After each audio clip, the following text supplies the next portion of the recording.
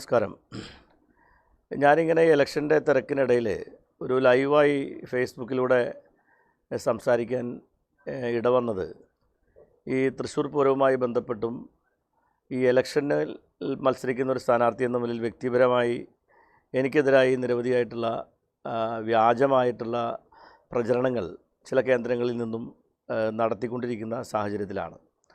വസ്തുതാവിരുദ്ധമായിട്ടുള്ള കാര്യങ്ങളെന്ന് മാത്രമല്ല, തെരഞ്ഞെടുപ്പിൽ നമ്മൾ എപ്പോഴും രാഷ്ട്രീയമായി അങ്ങോട്ടും ഇങ്ങോട്ടുമുള്ള ചർച്ചകളും പരസ്പരമായ ആരോപണങ്ങളും ഒക്കെ ഉണ്ടാകുന്നത് സ്വാഭാവികം മാത്രമാണ്.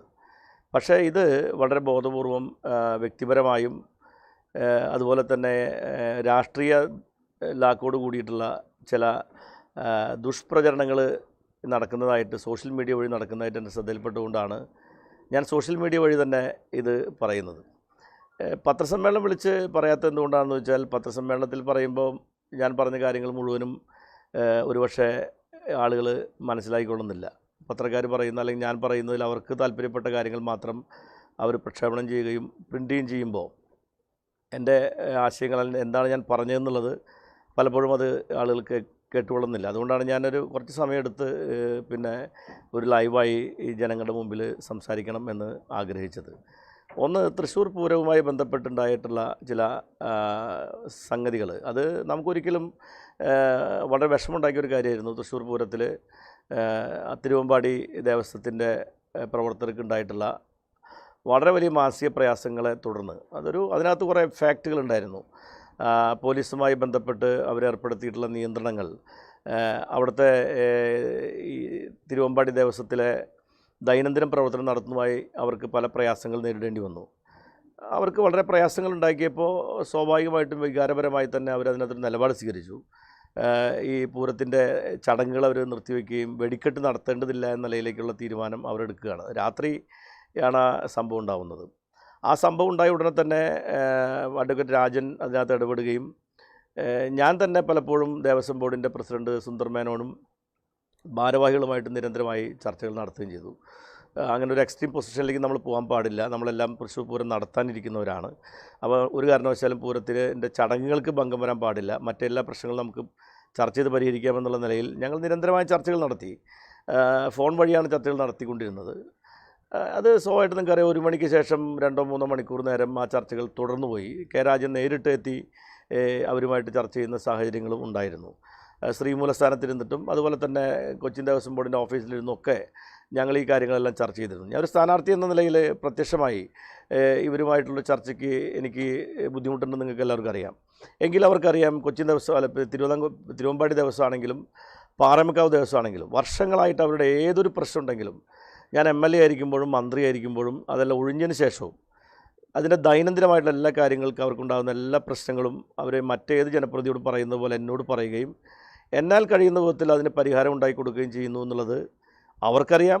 പൂരം നടത്തിപ്പുമായി ബന്ധപ്പെട്ട അതിൻ്റെ എല്ലാ ഭാരവാഹികൾക്കറിയാം. അതിനകത്ത് BJP-കാരുണ്ട്, കോൺഗ്രസ്സുകാരുണ്ട്, ഇടതുപക്ഷക്കാരായിട്ടുള്ള ആൾക്കാരൊക്കെയുള്ള കമ്മിറ്റികളാണ്. ആ കമ്മിറ്റി ഇരിക്കുന്ന ഓരോ വ്യക്തിക്കും എൻ്റെ പൂരവുമായി ബന്ധപ്പെട്ടിട്ടുള്ള എൻ്റെ താല്പര്യങ്ങളെപ്പറ്റി എല്ലാവർക്കും അറിയാവുന്നതാണ്. അത് ഞാൻ പ്രത്യേകിച്ച് ആരും ഓർമ്മപ്പെടുത്തേണ്ട കാര്യമില്ലെങ്കിൽ ഞാനിവിടെ പറയുന്നത് ഇങ്ങനെ തെറ്റിദ്ധാരണ ഉണ്ടാക്കുന്നതുകൊണ്ടാണ്. അപ്പം അന്നുണ്ടായ സംഭവത്തിന് തലേ ദിവസം ഉണ്ടായ സംഭവം എന്ന് പറയുന്നത്, മിനിഞ്ഞാന്നുണ്ടായ സംഭവം എന്ന് പറയുന്നത്, ആ സമയത്ത് നമ്മുടെ ഒരു 2-3 മണിക്കൂർ സമയം ആ ചർച്ച നീണ്ടു പോകുകയും പിന്നീട് തിരുവമ്പാടി ദേവസ്വത്തിൻ്റെ ആളുകൾ വളരെ പക്വമായി തന്നെ അവർ ആ തീരുമാനത്തോടൊപ്പം നിൽക്കുകയും ചെയ്തു. അവർ വെടിക്കെട്ട് പൊട്ടിക്കാൻ തീരുമാനിച്ചു. അതിനു മുമ്പ് പാറമേക്കാവിൻ്റെ രാജേഷായിട്ട് ഞാൻ സംസാരിച്ചു, അവരതിന് തയ്യാറായിരുന്നു, അവർക്ക് പ്രയാസം ഉണ്ടായിരുന്നില്ല. പക്ഷേ 2 കൂട്ടർ ഒന്നിച്ച് പൊട്ടിച്ചാൽ മതി എന്നുള്ള നിലയിലേക്ക് വരികയായിരുന്നു. ജില്ലാ ഭരണകൂടവും പോലീസും ഒക്കെ അതിനകത്ത് ഇടപെട്ടു. അതിനകത്ത് അവർ തിരുവമ്പാടിക്കാർ പറയുന്നതിനകത്ത് ചില സത്യങ്ങളുണ്ട് എന്നുള്ളത് നമുക്കൊക്കെ അറിയാം. അതിൽ പോലീസിൻ്റെ ഭാഗത്തുനിന്നുണ്ടായിട്ടുള്ള അല്ലെങ്കിൽ ചില ഉദ്യോഗസ്ഥന്മാരുടെ ഭാഗത്തുനിന്നുണ്ടായിട്ടുള്ള തെറ്റായിട്ടുള്ള ചില പ്രവണതകളും രീതികളും ഒരിക്കലും തൃശ്ശൂർ പൂരം പോലുള്ള പരിപാടികളിൽ നമ്മളെപ്പോഴും ചെയ്യാറുള്ളത്, സംഘാടകരായിട്ടാണ് പോലീസും അതിൻ്റെ ദേവസ്വം ബോർഡ് ഭാരവാഹികളും പ്രവർത്തിക്കാറുള്ളത്. പോലീസിൻ്റെ കാര്യങ്ങൾ ചെയ്യുമ്പോൾ അവർക്കുണ്ടാകുന്ന പ്രയാസങ്ങൾ എന്താണെങ്കിൽ അങ്ങോട്ടും ഇങ്ങോട്ടും ചർച്ച ചെയ്യുക എന്നുള്ളതാണ്. എത്രയോ തവണ അവിടെ മാധവൻകുട്ടി മാഷ് പ്രസിഡൻ്റായിരിക്കുന്ന സമയത്തും അല്ലാത്തപ്പോഴൊക്കെ നിരവധി പ്രശ്നങ്ങൾ ഇതുപോലെ ഉണ്ടാകുമ്പോഴൊക്കെ തന്നെ ഇടപെടുകയും പരിഹരിക്കുകയും ചെയ്തുകൊണ്ടിരുന്നതാണ്. ഈ തെരഞ്ഞെടുപ്പ് കാലഘട്ടത്തിലായതുകൊണ്ട് ഇതിന് സ്വാഭാവികമായിട്ടും അതിനൊരു പ്രാധാന്യം ഉണ്ടാകുമെന്നൊക്കെ നമുക്കൊക്കെ അറിയാം. പക്ഷേ ഞാൻ പ്രത്യേകിച്ച് വ്യക്തിപരമായിട്ട് ഞാൻ ഒരിക്കലും തൃശ്ശൂർ പൂരത്തെ ഒരു രാഷ്ട്രീയമായ രീതിയിലേക്ക് കൊണ്ടുപോകുന്നതിനോട് എനിക്ക് യോജിപ്പില്ല. ആ പൂരത്തിൻ്റെ വെടിക്കെട്ട് നടത്താൻ തീരുമാനിച്ചു. രണ്ട് കൂട്ടർ ഒരുമിച്ച് വെടിക്കെട്ട്. ഞാൻ ആ വെടിക്കെട്ട് പൊട്ടി കഴിയുന്നത് വരെ തൃശ്ശൂർ പൂരപ്പറമ്പിൽ ഇരു കമ്മിറ്റിക്കാരുടെ ഒപ്പം ഞാനും ഉണ്ടായിരുന്നു, മറ്റുള്ള ആളുകളുടെ കൂടെ തന്നെ. ഞാൻ സ്ഥാനാർത്ഥി എന്ന നിലയിൽ അവിടെ പോയി നിന്നൊന്നുമില്ല. ഞാൻ അവരുടെ സംഘാടകൻ എന്ന നിലയിൽ തന്നെ അവിടെ പോയി നിന്നതാണ്. 1992 മുതൽ തൃശ്ശൂർ പൂരം സ്ഥിരമായി കാണുന്ന ഒരു കാഴ്ചക്കാരനാണ് ഞാൻ. 2006 വരെ ഞാൻ വെറും കാഴ്ചക്കാരനായിരുന്നെങ്കിൽ 2006 ഞാൻ ചേർപ്പ് MLA ആയിരിക്കുന്ന സമയത്ത് ആറാട്ടുപുഴ സെൻട്രൽ പൂരം കമ്മിറ്റിയുടെ പ്രധാനപ്പെട്ട സംഘാടകനെ പോലെ പ്രവർത്തിക്കുന്ന കാലഘട്ടം മുതൽ തൃശ്ശൂർ പൂരത്തിൻ്റെ എല്ലാ പ്രവർത്തന മേഖലകളിലും അതുമായി ബന്ധപ്പെട്ട പ്രതിസന്ധി ഘട്ടങ്ങളിലൊക്കെ ഈ പൂരത്തിൻ്റെ കമ്മിറ്റിക്കാരുമായിട്ട് ഏറ്റവും അടുത്തിടപഴകി വ്യക്തിപരമായ രീതിയിൽ ബന്ധപ്പെട്ട് എല്ലാ കാര്യങ്ങളിലും അവരെന്നെ അവരുടെ ഒരു സംഘാടകനെ പോലെ കരുതി എന്നോട് ഇങ്ങോട്ട് പെരുമാറുകയും അതുപോലെ തന്നെ ഞാൻ അങ്ങോട്ട് പെരുമാറുകയും ചെയ്യുന്ന രീതി ഞങ്ങൾക്കിടയിലുണ്ട്.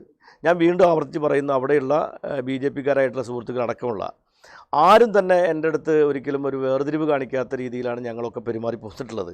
ഇതൊക്കെ അവിടുത്തെ പൂര കമ്മിറ്റിയുമായി ബന്ധപ്പെട്ടിട്ടുള്ള ഒരു രസകരമായിട്ടുള്ള അനുഭവങ്ങളാണ്. ഇതെല്ലാവർക്കും അറിയാവുന്ന കാര്യമാണ്. അങ്ങനെയുള്ള കാലഘട്ടത്തിൽ ഞാൻ പിന്നീട് 2006 2011 MLA ശേഷം തൃശ്ശൂരിൽ MLA ആയപ്പോൾ ഞാൻ കുറച്ചുകൂടെ ഈ തൃശ്ശൂർ പൂരത്തിൻ്റെ ഒരു സംഘടനത്തിൽ ഒരു പരിപൂർണമായ ഇൻവോൾവ്മെൻറ്റിലേക്ക് അവരെന്നെ കൊണ്ടുവരുന്ന സാഹചര്യം ഉണ്ടായി. കാരണം ആ കാലഘട്ടത്തിലാണ് ഏറ്റവും വലിയ ഇപ്പോൾ ഈ പൂരവുമായി ബന്ധപ്പെട്ട് ചില അവകാശവാദങ്ങൾ ഉന്നയിച്ച ആൾ രംഗത്ത് വരുന്നോട് പറയുന്നതാണ്. ഇതിപ്പോൾ തൃശ്ശൂർ പൂരത്തിൻ്റെ വെടിക്കെട്ടിന് ഈ ഒരു പ്രശ്നത്തിനെ തുടർന്ന് വെടിക്കെട്ട് 4 മണിക്കൂർ വൈകി എന്നുള്ളതാണ് പ്രശ്നം.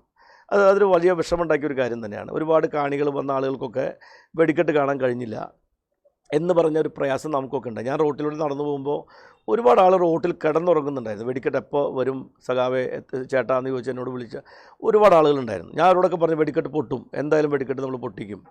അത് നമ്മുടെ ഒരു തീരുമാനമാണ്. കാരണം തൃശ്ശൂർ പൂരത്തിൻ്റെ ഒരു ചടങ്ങ് പോലും മുടങ്ങാൻ പാടില്ല എന്നുള്ളത് നമുക്കൊക്കെ നമ്മുടെയൊക്കെ സെൻറ്റിമെൻ്റലായിട്ടൊരു കാര്യമാണ്. അത് ഏത് കാരണത്താലാണെങ്കിലും ആ കാരണം നമുക്കത് അതിൻ്റെ അടിസ്ഥാനത്തിൽ മുടങ്ങാൻ പാടില്ലെന്നോ അഭിപ്രായക്കാരാണ്, ആഗ്രഹിക്കുന്ന ആൾക്കാരാണ്, അതിന് ദൃഢനിശ്ചയമുള്ള ആൾക്കാരാണ് നമ്മളൊക്കെ തന്നെ. അതുകൊണ്ട് എൻ്റെ അടുത്ത് വന്നവർ ഞാൻ പോകുമ്പോൾ കണ്ടവരോടൊക്കെ ഞാൻ പറഞ്ഞ കാര്യം അതാണ്. അങ്ങനെ നമ്മളെല്ലാവരും കൂടി അതിനകത്ത് ഏതെങ്കിലും ഒരാൾ ചെയ്തില്ലെന്നൊന്നും ഞാൻ പറയുന്നില്ല. എല്ലാവരും അതിനകത്ത് ഇടപെട്ട് കാണും, സ്വാഭാവികമാണല്ലോ. ആ ഇടപെട്ട് കാണുന്ന സമയത്ത് എല്ലാവർക്കും അതിനകത്ത് പങ്കാളിത്തമുണ്ടാവും. ഞാനും അവിടെ പോയിരുന്നു. തിരുവമ്പാടി ദേവസ്വം ഓഫീസിലേക്ക് ഞാനും പോയി. അതിന് മുമ്പ് ശ്രീമൂലസ്ഥാനത്തിൽ നിന്ന് ഒരു വിളിച്ചൊക്കെ ഞങ്ങളൊക്കെ ഇടപെട്ടിരുന്നതാണ്. മന്ത്രി കെ രാജൻ ആത്മാർത്ഥമായി തന്നെ അതിനകത്ത് ഇടപെട്ടുകൊണ്ട് ആ പ്രശ്നത്തിന് പരിഹാരം ഉണ്ടാക്കാൻ ശ്രമിച്ച ആളാണ്. അത് സ്വാഭാവികമായിട്ടും ഇങ്ങനെ ഒരു വൈകാരികമായ അന്തരീക്ഷത്തിൽ വരുമ്പോൾ 4 മണിക്കൂറോളം വൈകേണ്ടി വന്നു. പക്ഷേ വെടിക്കെട്ട് പൊട്ടിച്ചു എന്നുള്ളതാണ്. പക്ഷെ അത് നടന്നതിന് ശേഷം ഗവൺമെൻറ് പറഞ്ഞ് പോലീസിൻ്റെ ഭാഗത്ത് എന്തെങ്കിലും വീഴ്ചയുണ്ടോ പരിശോധിക്കുന്ന ഗവൺമെൻറ് പറഞ്ഞിരിക്കുകയാണ്. പ്രത്യേകിച്ച് കോഡ് ഓഫ് കോണ്ടക്ട് നിലനിൽക്കുമ്പോൾ ഗവൺമെൻറ് നേരിട്ട് നടപടി സ്വീകരിക്കുന്നതിനൊക്കെ ബുദ്ധിമുട്ടുണ്ട് എന്ന് രാജൻ എന്നോട് സംസാരിക്കണം, മന്ത്രി രാജൻ. അപ്പോൾ അതുകൊണ്ട് ഗവൺമെൻറ് പരിശോധിച്ച് നടപടിയെടുക്കേണ്ടതാണ്, നടപടിയെടുക്കുമെന്ന് പറഞ്ഞു. അത് അവിടെ തീരേണ്ട ഒരു അധ്യായമാണ്. അത് നമ്മൾ ഒരു രാഷ്ട്രീയത്തിന് വേണ്ടി പ്രയോജനപ്പെടുത്തുന്ന നിലയിലേക്ക് വരുമ്പോൾ നമുക്കുണ്ടാക്കുന്ന ഒരു പ്രയാസം എന്താണ്? അത് ചില ആളുകൾ പറയുന്നു VS സുനിൽകുമാർ പൂരത്തിൻ്റെ ചടങ്ങ് പിന്നെ വെടിക്കെട്ട് പോലുള്ള കാര്യങ്ങൾ ഇതിന് തടസ്സം നിന്നു എന്നൊക്കെ നിലയിലേക്കൊക്കെ പറഞ്ഞാൽ നമ്മൾ മനസ്സിലാക്കേണ്ട തെരഞ്ഞെടുപ്പ് കഴിഞ്ഞാലും നമ്മൾ ഈ നാട്ടിൽ തന്നെ പ്രവർത്തിക്കുന്ന ആൾക്കാരല്ലേ. എന്തിനാണ് വെറുതെ ആവശ്യമില്ലാതെ ഇത്തരത്തിലുള്ള പ്രചരണങ്ങൾ നടത്തുന്നതിനാണ്? ഈ തൃശ്ശൂർ പട്ടണത്തിലെ ആളുകൾക്ക് എന്നെ അറിയാത്തതാണോ? ഞാൻ പറഞ്ഞു 2016 മുതൽ ഇവിടെ ഞാൻ MLA ആയിരിക്കുമ്പോൾ എന്തൊക്കെ പ്രതിസന്ധി ഉണ്ടായിട്ടുണ്ടെന്നുള്ളത് ഇവിടുത്തെ പൂര കമ്മിറ്റിക്കാർക്ക് അറിയാമല്ലോ. ഒന്ന് ഞാൻ ഓർമ്മപ്പെടുത്തുകയാണ്. 2019 കേരളത്തിൽ എവിടെയെങ്കിലും വെടിക്കെട്ട് നടന്നിട്ടുണ്ടോ? 2019 വെടിക്കെട്ടെന്ന് പറഞ്ഞാൽ അന്ന് പുറ്റിങ്ങൽ വെടിക്കെട്ടുമായി ബന്ധപ്പെട്ടുണ്ടായിട്ടുള്ള വലിയ ദുരന്തത്തെ തുടർന്ന് ഉണ്ടായിട്ടുള്ള ഒരു സംഗതി ഉണ്ടായിരുന്നു. അത് പിന്നെ ആ വെടിക്കെട്ട് നടക്കുമെന്ന് ഉറപ്പുണ്ടായില്ല, വലിയ പ്രയാസമായിരുന്നു. പക്ഷേ അന്ന് കേരളത്തിൽ തൃശ്ശൂരിലെ വെടിക്കെട്ട് മുടങ്ങാതെ അന്ന് വെടിക്കെട്ട് പൊട്ടിച്ചു. എങ്ങനെയാണ് പൊട്ടിച്ചത്? ഞാനിപ്പോഴും പറയുന്നു, അതിനകത്ത് പിന്നെ ബഹുമാനപ്പെട്ട മുഖ്യമന്ത്രി നേരിട്ട് ഇടപെട്ടു, ചീഫ് മിനിസ്റ്റർ ഇടപെട്ടു. ഞാനിപ്പോഴും പറയും, എനിക്കത് പറയാനൊന്നും മടിയൊന്നുമില്ല. ഞാനിവിടുത്തെ BJP നേതാവ് സമ്പൂർണ്ണ ചേച്ചിയും കൊണ്ട് ഞാൻ ഡൽഹിക്ക് പോയിരുന്നു. അവരുമായിട്ട് സംസാരിച്ചിരുന്നു. അവർ പൂർണ്ണ ഉറപ്പൊന്നുമില്ല. പെസോ വളരെ സ്ട്രിക്റ്റ് ആയിട്ടുള്ള ചില കണ്ടീഷൻസാണ് വെച്ചത്. അന്ന് പിന്നെ പിണറായി വിജയൻ ആ വെടിക്കെട്ട് പൊട്ടിക്കുന്നതിന് വേണ്ടി ഞങ്ങൾ ക്യാബിനറ്റ് തന്നെ പ്രത്യേകമായിട്ട് എന്നെ ചുമതലപ്പെടുത്തി. ഞങ്ങൾ മന്ത്രിമാരെ ചുമതലപ്പെടുത്തി. ഞങ്ങൾ 3 മന്ത്രിമാർ, AC മൊയ്തീനും ഞാനും അതുപോലെ തന്നെ രവീന്ദ്രൻ മാഷി, ഞങ്ങൾ 3 മന്ത്രിമാരെ ചുമതലപ്പെടുത്തിക്കൊണ്ട് എങ്ങനെ നമുക്കത് പരിഹരിക്കാൻ കഴിയും. അങ്ങനെ അന്ന് പെസോ വെച്ചൊരു നിർദ്ദേശം എന്തായിരുന്നു? ഈ വെടിക്കെട്ടിൻ്റെ ഫിനിഷിംഗ് പോയിൻറ്റിൽ ഹൈഡ്രൻ്റ് സ്ഥാപിക്കണം എന്ന് പറഞ്ഞു. തൃശ്ശൂർ അങ്ങനെ ഹൈഡ്രൻ്റ് ഉണ്ടായിരുന്നില്ല. 72 മണിക്കൂറിൽ ഹൈഡ്രൻ്റ് സ്ഥാപിക്കുക എന്ന് പറഞ്ഞാൽ നടക്കുന്ന കാര്യമാണോ? ഞങ്ങളോട് പറയുന്നത് 72 മണിക്കൂർ പിന്നെ 4 ദിവസം മുമ്പാണ്. എങ്ങനെ സ്ഥാപിക്കും? അന്ന് എൻ്റെ ആസ്തി വികസന ഫണ്ട് ഉപയോഗപ്പെടുത്തി അന്നത്തെ കലക്ടറായിരുന്ന കൗശികനും ഞാനും കൂടി ചർച്ച നടത്തി. വാട്ടർ അതോറിറ്റിയിലെ എഞ്ചിനീയർ ബെന്നിയും ഉൾപ്പെടെയുള്ള ആളുകളും ചർച്ച നടത്തി. അന്ന് 72 മണിക്കൂർ കൊണ്ട് ഹൈഡ്രൻ്റ് സ്ഥാപിച്ചിട്ടാണ് പെസോ പറഞ്ഞ എല്ലാ കണ്ടീഷൻസും അവിടെ പാലിച്ച് നമ്മൾ വെടിക്കെട്ട് പൊട്ടിച്ചത്. എല്ലാവർക്കും ഓർമ്മയുണ്ടാവുന്ന ആദ്യമായി ചരിത്രത്തിൽ ആദ്യമായി കേരളത്തിൻ്റെ മുഖ്യമന്ത്രി തൃശ്ശൂർ പൂരം കാണാൻ വരികയും എലിഞ്ഞിത്ര മേളം അദ്ദേഹം ആസ്വദിച്ചു. അദ്ദേഹം പിന്നെ കുടമാറ്റത്തിൽ വന്നു. അദ്ദേഹം വെടിക്കെട്ടും കണ്ടിട്ടാണ് അദ്ദേഹം തിരിച്ചു പോയത്. ഇതൊക്കെ ഇതിനേക്കാൾ വലിയ പ്രതിസന്ധി ഉണ്ടായപ്പോൾ നമ്മളെല്ലാവരും എല്ലാവരും പറയുകയാണ്, ഞാനെന്തോ ചെയ്തു എന്നുള്ള നിലയ്ക്കല്ല, നമ്മൾ സഹകരിപ്പിക്കേണ്ട എല്ലാ ആളുകളെയും നമ്മൾ സഹകരിപ്പിച്ചിട്ടാണ് ആ കാര്യങ്ങളെല്ലാം നമ്മൾ നിർവഹിച്ചത്. എല്ലാവർക്കും ഞങ്ങളുടെ തൃശ്ശൂർക്കാരെ സംബന്ധിച്ച് നമുക്കൊക്കെ സെൻറ്റിമെൻറ്റ്സുള്ള ഒരു കാര്യമാണ് പിന്നെ തെച്ചിക്കോട്ടുകാവ് രാമേന്ദ്രൻ. നെയ്തലക്കാവ് ഭഗവതിയുടെ പിന്നെ തെക്കോട്ട് നട തുറക്കുന്ന ഉത്തരവാദിത്വം തെച്ചിക്കോട്ടുകാവ് രാമേന്ദ്രനാണ് നിർവഹിക്കാറുള്ളത്. ഒരു കൊല്ലം തെച്ചിക്കോട്ടുകാവ് രാമേന്ദ്രനെ നിരോധിച്ചു. രാമനെ എഴുന്നള്ളിക്കാൻ കഴിയില്ല നിരോധനം ഉണ്ടായി. വലിയ കോലാഹലം ഉണ്ടായി. ആനോടമസ്ഥ സംഘം ഒക്കെ തന്നെ വലിയ പ്രശ്നങ്ങളായി. അവസാനം എന്ത് സംഭവിച്ചു? ഞാനും അന്ന് നമ്മുടെ ദേവസ്വം മന്ത്രിയായിരുന്ന കടകംപള്ളി സുരേന്ദ്രനും കൂടി ഞങ്ങൾ ഫോറസ്റ്റ് ഡിപ്പാർട്ട്മെൻറ്റ് ഉദ്യോഗസ്ഥന്മാർ പറഞ്ഞു, ഗവൺമെൻറ് തീരുമാനം നിങ്ങൾ അംഗീകരിക്കണം, നിങ്ങളതുമായിട്ട് ബന്ധപ്പെട്ട് കാര്യങ്ങൾ ചെയ്യണം. അന്ന് കലക്ട്രേറ്റിൽ യോഗം കൂടിയതിന് ശേഷം ഞങ്ങൾ ഇത് സംസാരിച്ചിട്ടാണ് തെക്കോട്ടിറങ്ങുമ്പോൾ, നിങ്ങൾക്ക് അറിയാം തെക്കോട്ടിറങ്ങുമ്പോൾ അധികം ആൾക്കാരൊന്നും വരാറുണ്ടായിരുന്നില്ല. അന്ന് വലിയ വിവാദം ഉണ്ടായതെല്ലാവരും ഓർക്കുന്നുണ്ടാവും. അന്ന് ഞാനിവിടുത്തെ MLA മന്ത്രിയായിരുന്നു. ഞാനിപ്പോഴും പറയുന്നു, തെച്ചിക്കോട്ടുകാവ് രാമേന്ദ്രൻ അന്ന് നട തുറന്നത് ഞങ്ങളൊക്കെ അന്ന് നന്നായി ഇടപെട്ടുകൊണ്ടാണ്. അത് അന്ന് ആന ഉടമസ്ഥ സംഘം എനിക്ക് ഒരു വലിയ കോലം ഉണ്ടാക്കി തന്നെ എനിക്ക് അവർ സമ്മാനം നൽകി. തെച്ചിക്കോട്ടുകാവ് രാമേന്ദ്രൻ നട തുറന്നു കഴിഞ്ഞ് ഉടനെ തന്നെ പിന്നെ ശ്രീമൂലസ്ഥാനത്തിന് ഇപ്പുറത്ത് വെച്ചിട്ട് അവർ എനിക്കൊരു സ്വീകരണം തന്നു. അതിൽ BJPക്കാരുണ്ടായിരുന്നു, കോൺഗ്രസ്സുകാരുണ്ടായിരുന്നു, എല്ലാവരും ഉണ്ടായിരുന്നു. അവരെനിക്ക് സ്വീകരണം തന്നപ്പോൾ ഒരു കോലം എൻ്റെ വീട്ടിൽ ഇപ്പോഴും സൂക്ഷിച്ച് വെച്ചിട്ടുണ്ട്. ആ കോലം അതെനിക്കൊരു വലിയൊരു അഭിമാനമാണ്. കാരണം ആന ഉടമസ്ഥ സംഘക്കാർ തന്ന ആ ഒരു കോലം എനിക്ക് വലിയൊരു അഭിമാനമാണ്. ഞാനതൊക്കെ ഇപ്പോൾ പറയുന്നത് എന്താണെന്ന് വെച്ചാൽ, ഞാൻ ഈ പൂരത്തിൻ്റെ തടസ്സം ഉണ്ടാക്കിയ ആളെന്നൊക്കെ ചില ആളുകൾ, ഞാനൊരിക്കലും ഇവിടുത്തെ എല്ലാ BJPക്കാരും പറയുന്നതൊന്നും ഞാൻ വിചാരിക്കുന്നില്ല. കാരണം എനിക്ക് അറിയുന്ന ഒരുപാട് എൻ്റെ സുഹൃത്തുക്കളുണ്ട്, അവരൊന്നും അങ്ങനെ പറയുന്ന ആൾക്കാരല്ല. പിന്നെ ഇലക്ഷൻ ആകുമ്പോൾ ഇതൊന്നും അറിയാത്ത ആൾക്കാർ ഇതൊക്കെ വിളിച്ച് പറയുമ്പോൾ ഞാൻ പറയാണ്ടിരിക്കാൻ പറ്റില്ല. ഇലക്ഷൻ ആണല്ലോ. ചില ആളുകളെങ്കിൽ ചിലപ്പോൾ സുനിൽ അങ്ങനെ ചെയ്തോ എന്ന് വിചാരിക്കുന്ന ആൾക്കാരുണ്ടാവും. അതുകൊണ്ട് ഞാൻ പറയുന്നതാണ്. അത് മാത്രമല്ല, ഇവിടെ ഓർമ്മയുണ്ട്, ആന എഴുന്നള്ളിക്കാൻ കഴിയില്ല എന്ന് പറഞ്ഞിട്ട് ഇവിടുത്തെ ആളുകൾ ആനയായി നിന്ന് തെക്കേ ഗോപുരനടയിൽ എഴുന്നള്ളിച്ച് സ്വന്തം ആളുകൾ ആനയായി നിന്നിട്ട് പ്രതിഷേധം പ്രകടിപ്പിക്കുകയും തെക്കേ ഗോപുരനടയിൽ സമരം നടത്തുക ഓർമ്മയുണ്ട്. ഞാൻ മന്ത്രിയായിരിക്കുമ്പോൾ 2 ദേവസ്വംകാരും അന്നൊരു ധർണ നടത്തി. ആ ധർണയിൽ സാധാരണ നിലയിൽ ഒരു മന്ത്രി പങ്കെടുക്കാൻ പാടില്ല. പക്ഷേ ഞാൻ നേരെ പോയി പങ്കെടുത്തു. ഞാൻ അവർ ഉറപ്പ് നൽകി നമുക്ക് ഈ പ്രശ്നത്തിന് പരിഹാരം ഉണ്ടാക്കി കൊടുത്തു. ഒരു തടസ്സം കൂടാതെ അന്ന് വെടിക്കെട്ടും നടന്നു, ആനകൾ എഴുന്നള്ളിച്ചു. ഇപ്പോൾ നിങ്ങൾക്ക് മനസ്സിലായി, ഇപ്പോൾ നേരത്തെ കൊച്ചിൻ ദേവസ്വം ബോർഡും നമ്മുടെ ഇരു ദേവസ്വം തമ്മിൽ തർക്കങ്ങളുണ്ടായി കഴിഞ്ഞ ഗവൺമെൻറ് കാലത്ത്. എന്താണ്? എക്സിബിഷൻ തറവാടകയായിട്ട് ബന്ധപ്പെട്ട വിഷയം. ഇവിടുത്തെ നിങ്ങൾ ഇരു ദേവസ്വംകാർ സംസാരിച്ച് നോക്കൂ. ഞാനും AC മൊയ്തീനും കൂടി ഇരുന്ന് ചർച്ച നടത്തി അതിന് ശാശ്വതമായൊരു പരിഹാരം ഉണ്ടാക്കി. പക്ഷെ ഇപ്പോൾ വീണ്ടും ആ പ്രശ്നം ഉയർന്നു വന്നപ്പോൾ ഹൈക്കോടതിയുടെ ഒരു വിധിയെ തുടർന്നാണ്. അതിലെന്താ ഉണ്ടായത്? ഇവിടുത്തെ ബഹുമാനപ്പെട്ട മുഖ്യമന്ത്രി നേരിട്ട് ഇടപെട്ടു. എങ്ങനെ ഇടപെടുന്നത്? ഞങ്ങളൊക്കെ മുഖ്യമന്ത്രി വിളിച്ച് സംസാരിച്ചിട്ടാണ്. ഇവിടുത്തെ ദേവസ്വം ബോർഡിൻ്റെ പ്രസിഡന്റുമാരെല്ലാം ഞങ്ങൾ വിളിക്കും, ഇന്നെ ഇടപെടണം. ഞങ്ങൾ ദേവസ്വം ബോർഡ് പ്രസിഡന്റുമാർ എന്ന നിലയിൽ അവർ പറയുമ്പോൾ രാഷ്ട്രീയം ഒന്നും നോക്കാറില്ല, ഞങ്ങൾ അവിടെ ഇടപെടുകയും മുഖ്യമന്ത്രിയോട് പറയുകയും ഒക്കെ ചെയ്തിട്ടാണ് അന്ന് ഈ പറയുന്ന തറവാടകയുമായി ബന്ധപ്പെട്ട പ്രശ്നത്തിൽ ഹൈക്കോടതി വിധി ഉണ്ടായിട്ട് പോലും ആ വിധിയെ മറികടന്നുകൊണ്ട് വിധിയെ ബഹുമാനിച്ചുകൊണ്ട് തന്നെ പ്രശ്നത്തിന് പരിഹാരം ഉണ്ടാക്കിയല്ലോ. ഇരു കൂട്ടർക്കും പ്രശ്നമില്ലാത്ത രീതിയിൽ. എക്സിബിഷനാണല്ലോ ഏറ്റവും പ്രധാനപ്പെട്ട. എക്സിബിഷൻ ഇല്ലെങ്കിൽ ആ പൂരം നടത്താൻ കഴിയില്ല. അപ്പോൾ എക്സിബിഷൻ നടത്താൻ അനുവാദം കിട്ടുന്ന തരത്തിലേക്ക് പ്രശ്നം പരിഹരിച്ച് പോയൊരു ഗവൺമെൻറ്റാണ് ഈ ഗവൺമെൻറ്. ഞങ്ങളൊക്കെ അതിനകത്ത് ഇടപെട്ടിരുന്നു. അപ്പോൾ പൂരം മുടക്കാൻ എന്തെങ്കിലും ആഗ്രഹം ഉണ്ടെങ്കിൽ ആദ്യം മുടക്കേണ്ട അവിടെയല്ലേ. അത് കഴിഞ്ഞിട്ട് ഇന്ന് വരെ, ഈ കഴിഞ്ഞ ദിവസം വരെ കുടമാറ്റം കഴിഞ്ഞപ്പോൾ ഞാൻ മനസ്സിലാക്കിയത്, സുന്ദർമേനോൻ പോലീസ് ഓഫീസർമാരെ വിളിച്ച് അപ്രീഷിയേറ്റ് ചെയ്തു എന്ന് എന്നോട് സുന്ദർമേനോൻ പറഞ്ഞു. സത്യമാണ്. അപ്പോൾ 10,500 പോലീസുകാരൊക്കെ രാവും പകലും ഒക്കെ കഷ്ടപ്പെടുന്നൊരു സ്ഥലമാണ്. ഇവിടെ ഏതെങ്കിലും പോലീസ് ഉദ്യോഗസ്ഥൻ ചെയ്തു എന്നുള്ള സത്യം തന്നെയാണ്. അത് ഒരിക്കലും നമ്മൾ അംഗീകരിക്കുന്ന കാര്യമല്ല. ആ പൂരത്തിൻ്റെ ഏതെങ്കിലും ഒരു ഘട്ടത്തിൽ, ഇപ്പോൾ ഈ ആന എഴുന്നള്ളിപ്പുമായി ബന്ധപ്പെട്ട് സർക്കുലർ ഇറങ്ങിയപ്പോൾ കെ രാജനും മുഖ്യമന്ത്രി, ഞാനിവിടെ മുഖ്യമന്ത്രി 16-ാം തീയതി ഇവിടെ വന്നപ്പോൾ ഞാൻ അദ്ദേഹത്തെ പോയി സംസാരിച്ചു. അദ്ദേഹം ഇവിടെ ദേവസ്വം ബോർഡിൻ്റെ പ്രസിഡന്റുമായി ഭാരവാഹികളിൽ സംസാരിച്ചല്ലോ. ഈ പ്രശ്നങ്ങൾക്ക് എന്നോട് CM പറഞ്ഞ ഉറപ്പെന്തായിരുന്നു വെച്ചാൽ, ഒരു കാരണവശാലും ഇവിടെ പൂരത്തിൻ്റെ തടസ്സം ഉണ്ടാവില്ല, അതിനെപ്പറ്റി സഖാവ് പേടിക്കേണ്ട എന്ന് എന്നോട് CM പറഞ്ഞ വാക്കാണ്. സഖാവ് രാജൻ അതിനെ രാജനെ ചുമതലപ്പെടുത്തി അതിൻ്റെ അടിസ്ഥാനത്തിൽ എല്ലാ കാര്യങ്ങളും വനം വകുപ്പാണ് കൈകാര്യം ചെയ്യുന്നതെങ്കിൽ അവർ ഒരു ധാരണയുടെ പുറത്ത് രാജനെ അതിനെ ചുമതലപ്പെടുത്തി ആ കാര്യങ്ങളെല്ലാം ഇവിടെ ഭംഗിയായി ബിന്ദു ടീച്ചർ അടക്കമുള്ള ആളുകൾ ഇടപെട്ട് തീർത്തില്ലേ. ഇത് നമ്മൾ ഒരിക്കലും പ്രതീക്ഷിക്കാത്ത ഒരു സംഭവം ഉണ്ടാകുമ്പോൾ, ആ സംഭവത്തിന് മുകളിൽ ഒരു പ്രതിസന്ധി ഉണ്ടാകുമ്പോൾ അടിയൻ ലച്ചിപ്പോവും എന്ന നിലയിൽ നമ്മളിറങ്ങി ഇങ്ങനെ പറയാൻ പാടില്ല. നമ്മൾ നാട്ടിൻപുറത്ത് ഒരു ചൊല്ലുമ്പോൾ പറയും, ഈ തൃശ്ശൂർ പൂരത്തിൻ്റെ വെടിക്കെട്ടുണ്ടായിട്ട് അപകടമൊന്നും സംഭവിച്ചില്ല. ആ വെടിക്കെട്ടിൻ്റെ കഥ പറഞ്ഞ് അടുത്ത് നിൽക്കണവൻ്റെ കണ്ണ് കളഞ്ഞു എന്ന് പറയുന്ന പരിപാടി ഉണ്ടല്ലോ, അത് നമുക്കൊരിക്കലും ഈ തൃശ്ശൂർക്കാരെ സംബന്ധിച്ചിടത്തോളം ഞങ്ങൾ അംഗീകരിക്കുന്ന കാര്യമല്ല. ഞാൻ പറയുന്നത് ഇതൊരു വലിയൊരു സെക്യുലറായിട്ടുള്ളൊരു വലിയൊരു ഉത്സവമാണ് തൃശ്ശൂർ പൂരം എന്ന് പറഞ്ഞാൽ. അതിൻ്റെ മേളാണെങ്കിലും അതിൻ്റെ ചടങ്ങുകളൊക്കെ അങ്ങനത്തെ കാര്യങ്ങളാണ്. എത്രയോ വിവാദങ്ങൾ പൂരമായിട്ട് ബന്ധപ്പെട്ട് വരുന്നു. എത്രയോ പ്രത്യേകിച്ച് വാർത്തയ്ക്ക് വലിയ പ്രാധാന്യം കിട്ടുന്നൊരു പൂരമായതുകൊണ്ട് സ്വാഭാവികമായിട്ടും വിവാദങ്ങളും ചർച്ചകളൊക്കെ പൂരമായിട്ട് ബന്ധപ്പെട്ട് വരാറുണ്ട്. അതിലെല്ലാം വളരെ പോസിറ്റീവായി ഇവിടുത്തെ എല്ലാ രാഷ്ട്രീയ പാർട്ടി, ഇതിനകത്ത് ഞാനിപ്പോഴും ആവർത്തിച്ച് പറയും, തൃശ്ശൂർ പൂരത്തിൻ്റെ 20 ദേവസ്വങ്ങളുമായി ബന്ധപ്പെട്ടുള്ള എല്ലാ പ്രവർത്തനങ്ങളിലും എല്ലാ രീതിയിലുമുള്ള പാർട്ടി പ്രവർത്തകരല്ലാത്തവരൊക്കെയുള്ള ഒരു സ്ഥലമാണ്. ആ ഒരു മേഖലയിൽ ഞങ്ങൾ ഒരിക്കലും തൃശ്ശൂർ പൂരത്തെ, അപ്പം ഞാനിവിടെ പൂരത്തിൻ്റെ ചടങ്ങുകളിൽ പങ്കെടുക്കുന്നത് സ്ഥാനാർത്ഥി ആയതുകൊണ്ടാണെന്ന് നിങ്ങൾ വിചാരിക്കുന്നുണ്ടോ? ഞാൻ സ്ഥാനാർത്ഥി അല്ലാത്തപ്പോഴും ഇവിടെ പൂരത്തിൻ്റെ പരിപാടിയിൽ പങ്കെടുത്തിട്ടില്ലേ? തൃശ്ശൂരിൽ പിന്നെ മത്സരിക്കുന്നതിന് മുമ്പ് തൃശ്ശൂരിൽ CPIക്കുള്ള സീറ്റായിരുന്നില്ലല്ലോ, പിന്നീട് വന്ന സീറ്റാണല്ലോ. അതിന് മുമ്പ് ഞാൻ പൂരത്തിൻ്റെ എല്ലാ ചടങ്ങിലും പങ്കെടുത്തിരുന്ന ആളാണ്. ഞാൻ 10ാം ക്ലാസ്സിൽ പഠിക്കുന്ന കാലം മുതൽ തൃശ്ശൂർ പൂരത്തിൻ്റെ ചടങ്ങുകളിൽ പങ്കെടുക്കുന്ന ശീലക്കാരനാണ്. തൃശ്ശൂർ കേരളമ്മ കോളേജിൽ പഠിക്കുമ്പോഴാണ് എനിക്ക് പൂരത്തിൻ്റെ ലഹരി തുടങ്ങിയിട്ടുള്ളത്. അത് പൂരത്തിന് വന്നവർക്കേ മനസ്സിലാവുള്ളൂ പൂരലഹരി എന്താണെന്നുള്ളത്. അത് ഞങ്ങൾക്ക് തൃശ്ശൂർക്കാർക്ക് അറിയാം. അതുകൊണ്ട് അതിൻ്റെ അലച്ചിലും ഒക്കെ ആയിട്ട് അതിൽ നടക്കുക എന്നൊക്കെ പറയുന്നത് പൂരത്തിൻ്റെ ഭാഗമായിട്ടുള്ള കാര്യങ്ങളാണ്. അപ്പോൾ തൃശ്ശൂർ പൂരത്തിനൊരു തടസ്സം ഉണ്ടാകുമ്പോൾ, അതിനെന്തെങ്കിലും ഉണ്ടാകുമ്പോൾ ഞങ്ങളൊക്കെ സങ്കടപ്പെട്ടും വിഷമിച്ചാണ് ആ പരിപാടിയിൽ പങ്കെടുക്കാൻ അവിടെ എത്തുന്നത്.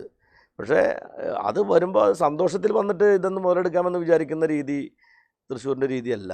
അത് ഞാൻ എല്ലാവരും ഓർമ്മപ്പെടുത്തുന്നത് എന്താണെന്ന് വെച്ചാൽ, നമുക്കിങ്ങനെ ഒരു ഇലക്ഷൻ്റെ ഭാഗമായിട്ട് എന്നെ വ്യക്തിപരമായി ബുദ്ധിമുട്ടിക്കുന്ന രീതിയിലേക്കുള്ള സ്റ്റേറ്റ്മെൻറ്റ് ഇറക്കുമ്പോൾ എനിക്കത് പറയാതിരിക്കാൻ പറ്റില്ല.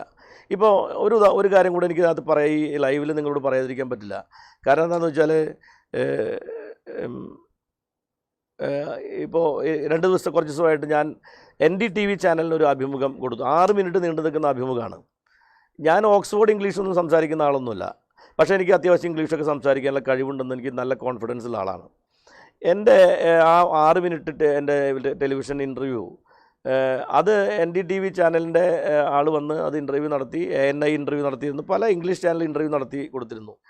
ഇവരതിനകത്തുള്ള 1-2 കാര്യങ്ങൾ അത് എടുത്ത് ക്രോപ്പ് ചെയ്ത് ഞാനെന്തോ മോശമായ രീതിയിൽ എന്നെ ചിത്രീകരിക്കാൻ വേണ്ടി ശ്രമിക്കുകയാണ്. ഇതൊക്കെ ഒരു വ്യക്തിപരമായ തേജോവധം ചെയ്യലാണ്.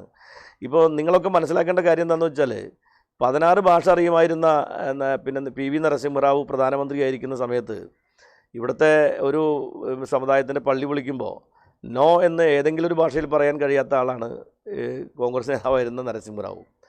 ഭാഷാ പാണ്ഡിത്യം ഒരു പ്രധാനപ്പെട്ട കാര്യം തന്നെയായിരിക്കാം, പക്ഷേ നിലപാടുകൾ വളരെ പ്രധാനപ്പെട്ടതാണ്. ഒരു മനുഷ്യൻ എന്ന നിലയിൽ പാവപ്പെട്ടവൻ്റെ കൂടെ നിൽക്കുകയും ഇവിടുത്തെ പാർശ്വവൽക്കരിക്കപ്പെടുന്നവരുടെ ശബ്ദമായി മാറുന്നതിനും എനിക്ക് എൻ്റേതായ ഭാഷ ഉപയോഗിക്കാൻ എനിക്ക് നല്ല ആത്മവിശ്വാസമുള്ള ഒരാളാണ്. അത് ഇന്ത്യൻ പാർലമെൻറ്റിനകത്താണെങ്കിലും കേരള നിയമസഭയിലാണെങ്കിലും ഞാനിപ്പോഴും ആത്മവിശ്വാസത്തോട് പറയും, എനിക്ക് എൻ്റെ നിലപാടുകൾ വ്യക്തമാക്കാനുള്ള ആത്മവിശ്വാസത്തോടു കൂടിയുള്ള ഭാഷ എൻ്റെ കൈവശമുണ്ട്. അത് പറയാൻ എനിക്കറിയാം. അത് എന്നെ ഇഷ്ടപ്പെടുന്നവരോട് കൂടി പറയാണ്. ഇതിങ്ങനെ ക്രോപ്പ് ചെയ്തിട്ട് ആളുകളെ പിന്നെ അപമാനിക്കുന്ന രീതി ഉണ്ടല്ലോ, അത് തെരഞ്ഞെടുപ്പിൽ ഇത് ചെയ്യുന്നതൊന്നും ശരിയല്ല. ഇപ്പോൾ തെരഞ്ഞെടുപ്പിൽ എൻ്റെ ഡ്യൂപ്ലിക്കേറ്റിനെ മത്സരിപ്പിക്കുന്നുണ്ട്, സുനിൽ കുമാറിനെ. ഇതൊന്നും നമുക്കും ഇവിടെ പറയുന്ന സ്ഥാനാർത്ഥികളുടെ പേരുകളുള്ള ആളുകളൊക്കെ നമുക്കും കിട്ടുമല്ലോ. നമ്മളാരും മത്സരിപ്പിച്ചു. ഞാൻ 4ാമത്തെ തവണയാണ് മത്സരിക്കുന്നത്. ഞാൻ മത്സരിക്കുന്ന സ്ഥലത്തും എൻ്റെ പൊളിറ്റിക്കൽ എത്തിക്സ് വിട്ട് ഒരു കാര്യം ചെയ്യാത്ത ഒരാളാണ്. എതിർ സ്ഥാനാർത്ഥികൾക്കെതിരായിട്ട് തേജോവധം ചെയ്യുന്ന ഒരു കാര്യവും ചെയ്യാൻ ഞാൻ അനുവദിക്കാറില്ല. ഏതെങ്കിലും തരത്തിൽ അവരുടെ സ്ഥാനാർത്ഥിക്ക് പകരം ഒരു ഡ്യൂപ്ലിക്കേറ്റ് സ്ഥാനാർത്ഥി നിർത്താൻ ഒരിക്കലും വ്യക്തിപരമായി ഞാൻ അതിനെ അംഗീകരിക്കുന്ന ആളല്ല. തെരഞ്ഞെടുപ്പ് എന്ന് പറയുന്നത് നമ്മൾ രാഷ്ട്രീയമായി ഏറ്റവും വലിയ അങ്ങോട്ടും ഇങ്ങോട്ടും നമ്മൾ വാദപ്രതിവാദങ്ങൾക്ക് നടത്തിയാലും വ്യക്തികൾ എന്ന നിലയിലും അവർക്കുള്ള ഇൻറ്റഗ്രിറ്റിയെ നമ്മൾ അംഗീകരിച്ചു കൊടുക്കണം. അവരുടെ പൊളിറ്റിക്കലായിട്ടുള്ള അവരുടെ ഒരു പിന്നെ പിന്തുണയെ സംബന്ധിച്ച് നമ്മളൊക്കെ നല്ല ജാഗ്രത, അല്ലെങ്കിൽ നമുക്കൊരു ബഹുമാനം ഉണ്ടായിരിക്കണം. ഞങ്ങൾ 3 സ്ഥാനാർത്ഥികൾക്കിടയിലും എല്ലാവരെയും ഒരുപോലെ ബഹുമാനിക്കുന്ന ഒരാളാണ് ഞാൻ. അതുകൊണ്ട് എനിക്ക് പറയാനുള്ളത്, ഇത്തരത്തിലുള്ള അപമാനകരമാക്കുന്ന രീതിയിൽ, ആളുകളെ അപമാനിക്കുന്ന രീതിയിൽ നിങ്ങൾ ഇങ്ങനെ പ്രചരിപ്പിച്ചാൽ പോലും എന്നെ വിശ്വസിക്കുന്ന, എന്നെ ഇഷ്ടപ്പെടുന്ന ജനങ്ങളിൽ എനിക്ക് പൂർണ്ണമായ വിശ്വാസമുണ്ട്. ഞാനെന്നും ജനങ്ങളുടെ കൂടെ നിൽക്കാൻ ഇഷ്ടപ്പെടുന്ന ഒരാളാണ്. ഈ തെരഞ്ഞെടുപ്പ് ഘട്ടത്തിൽ എന്നെ ഏൽപ്പിച്ചിരിക്കുന്ന ഉത്തരവാദിത്വം ഒരു സ്ഥാനാർത്ഥിയായിരിക്കാനാണ്. ഞാൻ എൻ്റെ ജോലി ചെയ്യുന്നു എന്ന് മാത്രമേ ഉള്ളൂ. എൻ്റെ രാഷ്ട്രീയമായി എൻ്റെ ജോലി ഞാൻ ആത്മാർത്ഥമായി നിർവഹിക്കാനാണ് ഞാൻ പരിശ്രമിക്കുന്നത്. അതിനിടയിൽ ഇങ്ങനത്തെ തിക്താനം ഉണ്ടാകുമ്പോൾ എനിക്ക് ജനങ്ങളോട് പറയാതിരിക്കാൻ പറ്റാത്തതുകൊണ്ട് മാത്രം ഞാനിങ്ങനെ ഒരു ലൈവ് ടെലികാസ്റ്റ് വന്ന് നിങ്ങളോട് സംസാരിക്കുകയാണ്. ഇതിൽ ഞാൻ പറഞ്ഞ ഒന്നും ആരെയും ഞാൻ ഹർട്ട് ചെയ്യാൻ ഉദ്ദേശിച്ചിട്ടില്ല. ആരോടും എനിക്ക് യാതൊരു പരിഭവം എനിക്കില്ല. പക്ഷേ ഇതൊക്കെ ചെയ്യുന്ന ആളുകൾ ശ്രദ്ധിക്കണം. ഞാൻ നിങ്ങളോട് ഒരു വ്യക്തിപരമായിട്ടൊരു തെറ്റും ചെയ്തിട്ടുള്ള ആളല്ല. രാഷ്ട്രീയമായ ഒരു വ്യത്യസ്തമായ അഭിപ്രായങ്ങൾ നമുക്കുണ്ടാകാം. ആ വ്യത്യസ്തമായ അഭിപ്രായങ്ങൾ ഉണ്ടാകുമ്പോൾ ആ വ്യത്യസ്ത അഭിപ്രായങ്ങൾ നമ്മൾ രേഖപ്പെടുത്താൻ നമുക്ക് കഴിയണം. അതിന് നമ്മൾ നമ്മുടെ പിന്നെ എന്താണ് പറയുക, ബോഡി ഷെയ്മിങ് നടത്തുന്ന പോലെയുള്ള പരിപാടികൾ, നമ്മുടെ വാക്കുകൾ എടുത്തുകൊണ്ട് ക്രോപ്പ് ചെയ്തിപ്പോൾ ഈ സോഷ്യൽ മീഡിയ വഴി ഡിജിറ്റൽ ലോകത്ത് എന്തും ചെയ്യാൻ വേണ്ടി പറ്റും. പ്രത്യേകിച്ച് ആർട്ടിഫിഷ്യൽ ഇൻ്റലിജൻസിൻ്റെ കാലത്ത് നമുക്ക് എന്തും ചെയ്യാൻ പറ്റുന്ന കാലമാണ്. ഇതൊക്കെ ഉപയോഗപ്പെടുത്തിക്കൊണ്ട് ഒരാളെ തേജോവധം ചെയ്യുന്ന രീതിയിലേക്ക് പോകുന്നത് അത്ര നല്ല കാര്യമല്ല എന്ന് മാത്രമേ ഞാൻ പറയുന്നുള്ളൂ. ഞാൻ ഇത്രയും പറഞ്ഞത് എനിക്ക് ചില കാര്യങ്ങൾ വെളിപ്പെടുത്തണമെന്ന് തോന്നിയതുകൊണ്ടാണ്. ഏതായാലും എൻ്റെ ഈ പിന്നെ സംസാരം നിങ്ങളെല്ലാവരും മനസ്സിലാക്കണം. എന്തായാലും ഇനി 2-3 ദിവസം മാത്രമേ ബാക്കിയുള്ളൂ. ഇന്ന് നാളെയും മറ്റന്നാളും കഴിഞ്ഞാൽ പരസ്യ പ്രചരണ പരിപാടി അവസാനിക്കുകയാണ്. എൻ്റെ പ്രിയപ്പെട്ട സഹോദരി സഹോദരന്മാരോടും എല്ലാ വോട്ടർമാരോടും എനിക്ക് അഭ്യർത്ഥിക്കാനുള്ളത്, എനിക്ക് നിങ്ങളെല്ലാവരും വോട്ട് ചെയ്യണം. അത് ഞാൻ ഇപ്പോൾ പറയുന്നത് എന്താണെന്ന് വെച്ചാൽ അത് പറയാതിരിക്കാൻ പറ്റാത്തതുകൊണ്ടാണ്. ഇവിടെ നേരത്തെ ഞാൻ സൂചിപ്പിച്ചല്ലോ. അപ്പോൾ ഇനി നിങ്ങളുടെ ഒരു ജനവിധി തേടി നിൽക്കുന്ന ഒരു ജനപ്രതിനിധി എന്ന നിലയിൽ ഞാൻ എൻ്റേതായിട്ടുള്ള ഒരു ആത്മവിശ്വാസത്തിലും ആത്മാർത്ഥതയിലും രാഷ്ട്രീയ രംഗത്ത് നിൽക്കുന്ന ഒരു വ്യക്തി എന്ന നിലയിൽ എനിക്ക് ഇത്രയും പറയാതിരിക്കാൻ പറ്റാത്തതുകൊണ്ടാണ് ഞാൻ ഇത്രയും നിങ്ങളുടെ മുമ്പിൽ വന്ന് സംസാരിച്ചത്. എല്ലാവർക്കും നമസ്കാരം.